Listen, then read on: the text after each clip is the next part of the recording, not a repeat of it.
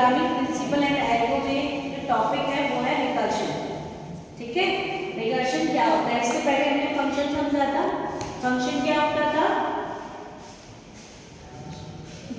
Programme को shortening करने के लिए, प्रोग्राम को छोटा बनाने के लिए हम फंक्शन का यूज करते हैं।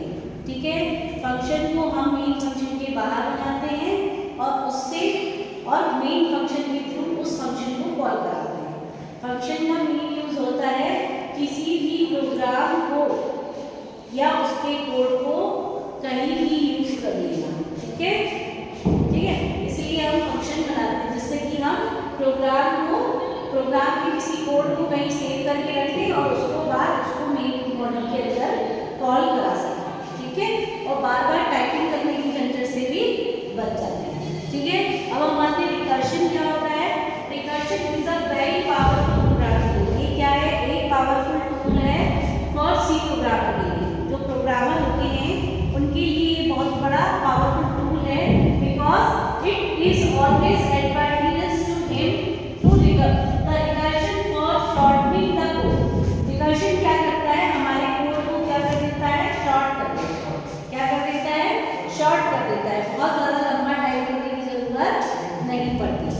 ठीक है, recursion is an actually a procedure for repeating some part of the code. अगर हमें किसी कोड के किसी पार्ट को हर बार रिपीट करना हो तो हम क्या करेंगे? रिकर्शन का यूज करेंगे। ठीक है,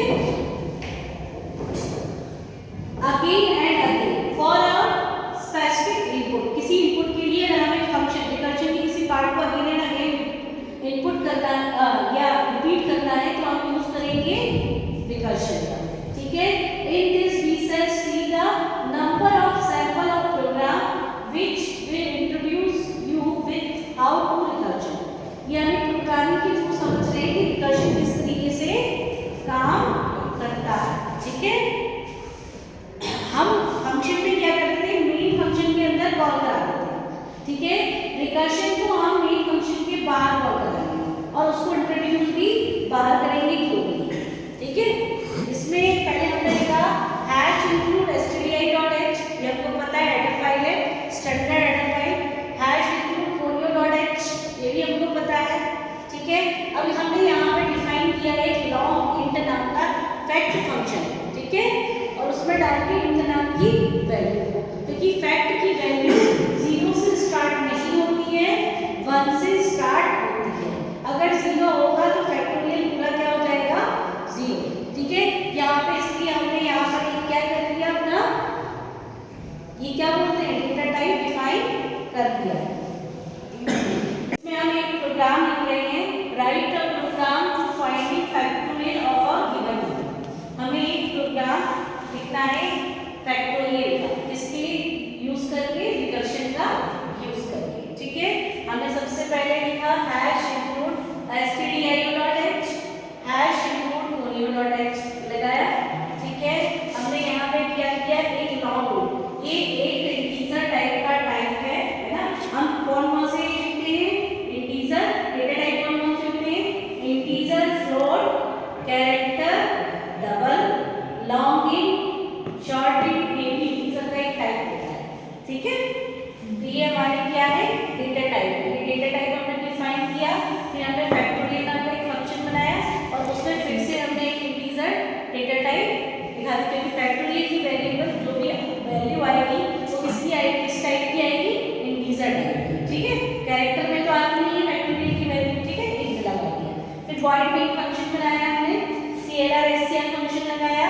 फिर हमने इंट एंड, क्योंकि हमें एक वेरिएबल लेना पड़ेगा जिसका हम फैक्टोरियल निकालेंगे, तो हम क्या करेंगे? एंड एक वेरिएबल ले लेंगे। फैक्टोरियल पता है ना किससे निकलता है? 5 का निकालेंगे तो क्या आएगा? 120।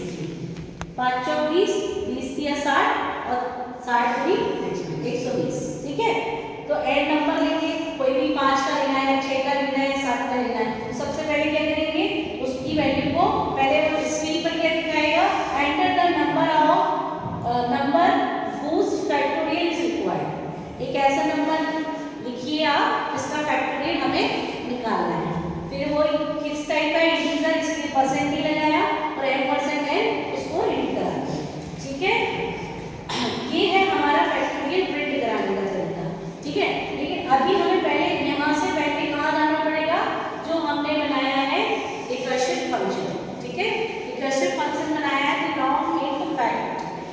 है, एंड में क्या डालती n की वैल्यू, ठीक है। अगर n की वैल्यू 0 दे रहे हैं, अपन को ये भी तो पता होना चाहिए कि अगर हम 0 दे रहे हैं तो क्या टाइप करके किसी बच्चे को याद किया, किसी ने अपने 5 6 की जगह कोई इंटीजर नंबर डाल दिया जगह 0, तो उस समय वो रिटर्न क्या करेगा, क्या करेगा 1। और अगर 0 के अलावा कोई वेरिएबल देते हैं तो क्या करेगा, जो हम निकालते हैं n का मल्टीप्लाई करते हैं फैक्टोरियल की वैल्यू से, ठीक है। जैसे 5 इंटू 5 माइनस 1 कितना हुआ, 4 हुआ, 4 आ जाएगा। अभी भी n की वैल्यू क्या है, 0 नहीं है, क्योंकि 5 से काट के वो क्या हो गई 4, फिर वो चलाएगा